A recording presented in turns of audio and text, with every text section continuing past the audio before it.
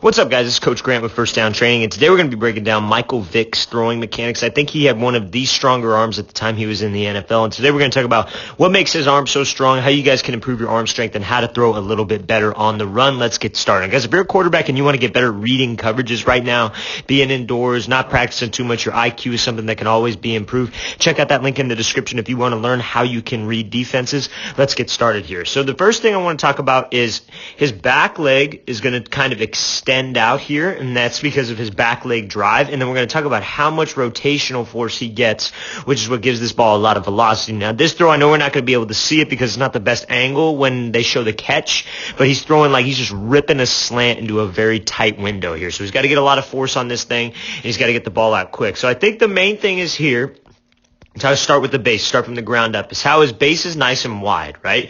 Because for him to have a quick release, right, he's got that very twitchy, common lefty motion where it's just very fast, and I think that starts with that front foot. That front foot gets in the ground so quick, which allows his hips and allows everything to come through fast. Now, when he gets that front foot in the ground here, you see how his back foot, when he hits the ground, he's only on his toe.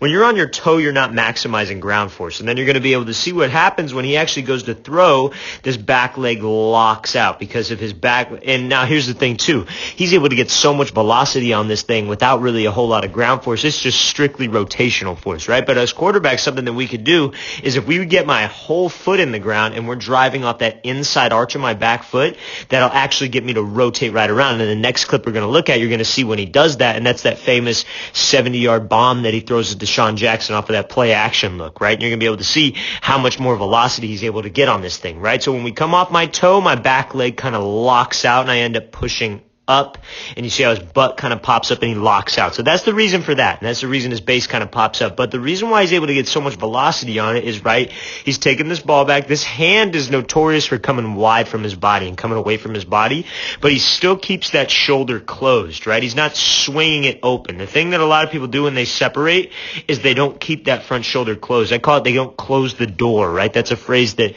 some of the quarterbacks that I work with have been responding too well. They don't close that front door, right? They open up that front door and they swing it around, which all that'll do is that'll swing this back and you lose power. But he's able to keep this front shoulder closed as his hip is driving through. And you see that hip drive is what brings him up to 90.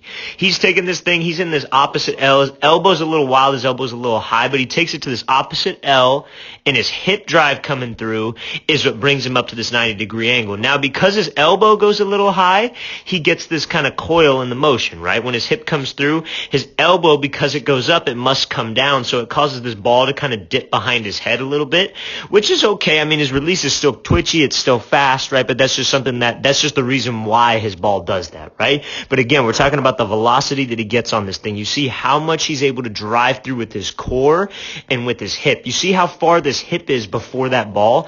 That's where his velocity comes from, right? And now imagine if he's able to get ground force into this thing, right? And also where his torque comes from is he keeps this front shoulder nice and tight to his body. While his hip is shooting through this way, he stays square with his upper half. And when you can have that kind of a coil, you stay square with your upper half and your core is rotating through this much. His belly button is straight to his target. He's got very loose hips, which is what you need as a quarterback. That's going to be a recipe for a whole lot of velocity on this throw, a very quick twitch motion because he gets this front foot down. He's able to shoot that hip and that core through, and then that ball just chases that hip, and that's why it's got so much velocity and so much speed on it. Okay, let's watch it again one more time. So very quick motion. Great job driving that hip by Michael Vick. Okay, so now we're going to talk about that I was saying with that back foot getting in the ground and him actually driving and what that does to your legs. So let's watch this throw full speed.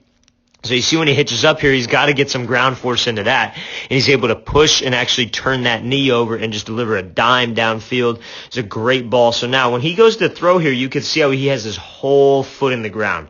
Now I want you to see what this back knee does, but also you see how he's in a much stronger base. And when he finishes on this throw here, he's actually bringing this knee through. You see how his knee brings through? It doesn't lock out, right? At this point, when in the last throw, there was no bend to that front knee and his back leg was locked out because he's pushing off of his toe. But because he's pushing off of here, we want to turn ground force, this push, and you can tell by his shin angle that he's pushing because you want to get your knee here and you get your front foot down while that ball's in that opposite L, still keeping that front shoulder closed like we were talking about.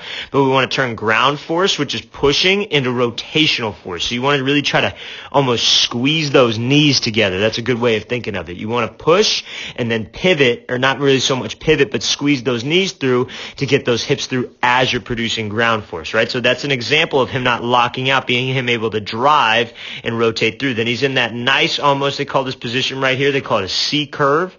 So he's in this nice C curve right here, and that's a position for torque, right? When you're in that C curve, what that means is your hips are coming through. He dips this ball a little bit lower, more because it's a deeper throw and because of how quick his hips are coming through, and that elbow's still a little bit wild, right? That elbow still gets up a little bit high. But again, another recipe for torque. He's driving these hips through. He's able to get that front foot down with balance, with a slight bend of that knee. He's able to get in this nice C curve position here, right? He's in a nice C curve position.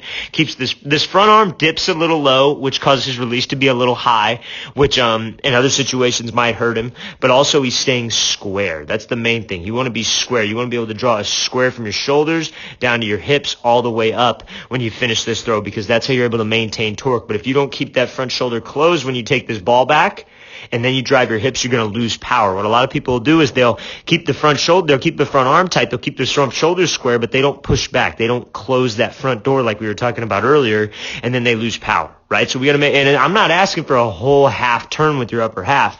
I'm just asking for you to slightly close that door, slight turn as your hips are coming through to create that coil in the motion. But you see the difference here with his back leg being able to squeeze that knee through, being able to push off that inside arch. Let's rewind it. Let's watch it one more time. Full speed. This is a great ball here by Michael Vick.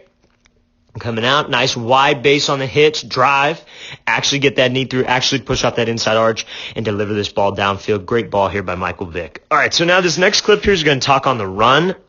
This is such a good throw, very hard throw to make, and we're going to talk about what made him such a special passer on the run, right? Because everybody knows that, and this is for all the dual threat guys, everybody knows that you could take off and run.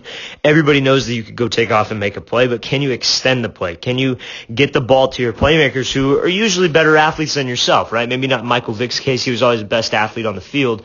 But the thing about throwing on the run is you want to step with your throwing side foot in the direction of the throw. Those are the two. That's the main key. And as you step, you want to close this front shoulder for power.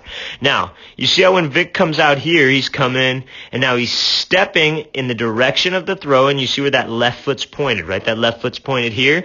And as he's doing that, he lets this front arm extend. I think he'd probably be the first one to tell you when you look at more film from his later career, he starts keeping this real tight to his frame, but he starts to extend out. But I think the main thing is, what does he do? He rotates first. He starts to rotate and take this ball back. He keeps that front shoulder closed as he's stepping in the direction of the target. Now, the reason why you want to step in the direction of the target is because look where his hips are going to go.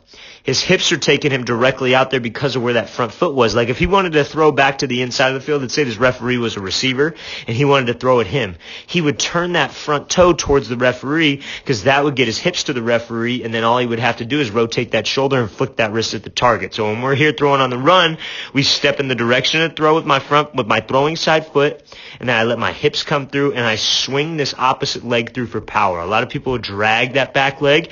If you swing that back leg, it's almost like you're swinging a medicine ball through, or like a real heavy dumbbell, and that serves to give you a lot more power. And you got to make sure that your follow through is just here. You're just throwing darts. No matter the throw, no matter the level of the throw, your follow through is throwing darts because you got momentum. I don't need to throw this thing hard with my arm.